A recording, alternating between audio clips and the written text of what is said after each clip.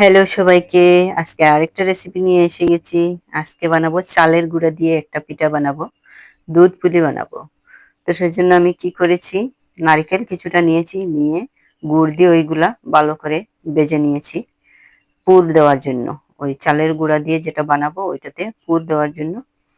তো এখন কিছুটা জল দিয়ে দিলাম। আপনারা মাপটা হিসাব মতো বলতে পারলাম না, আমি আন্দাজ মতো দিয়ে দিয়েছি।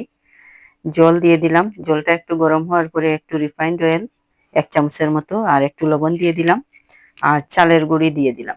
চালের গুঁড়িটা ভাজা, এটা ভেজে রেখে দিয়েছিলাম। আর এটা বাজারের চালের গুঁড়ি, আপনারা বাড়িতে চালের গুঁড়া বানিয়ে ওইটা করতে পারেন। কিছুক্ষণ নাড়াচাড়া করার পরেই দেখবেন এরকম শক্ত হয়ে এসে গেছে, আর কিছুটা ঠান্ডা হলে আরো শক্ত হয়ে আসবে। তারপরে হাতের তালুতে একটু তেল লাগিয়ে নিলাম, নিয়ে ওইগুলা গুল গুল করে রেখে দিলাম।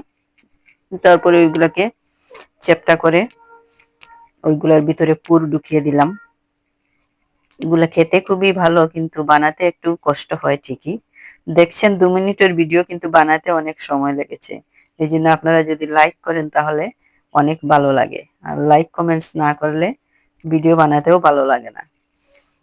তো দেখুন এইরকম ভাবে বানিয়ে নিলাম। আপনারা আপনাদের পছন্দ মতো শেপ দিতে পারেন, আমি যেরকম দেই ওই রকমই দিলাম। তো ওইগুলা বানিয়ে নিব। বানিয়ে নেওয়ার পরে ওইগুলাকে দুধের মধ্যে বানাবো আজকে আমি, এটা যেহেতু দুধ পুলি। এটা বাপা পিঠাও বানানো যায় এটা দিয়ে। তো দুধটা আগে থেকেই ঘন করে রেখে দিয়েছিলাম। এখন দিয়ে দিলাম পরিমাণ মতো চিনি, আর একটু গুড় দিয়ে দিলাম।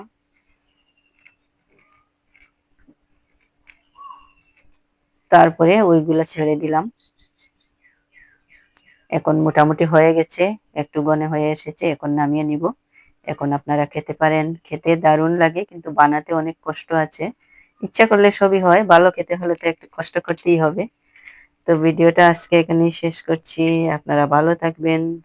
আবার আসবো কোনো নতুন ভিডিও নিয়ে। সবাইকে অশেষ ধন্যবাদ। Bye bye.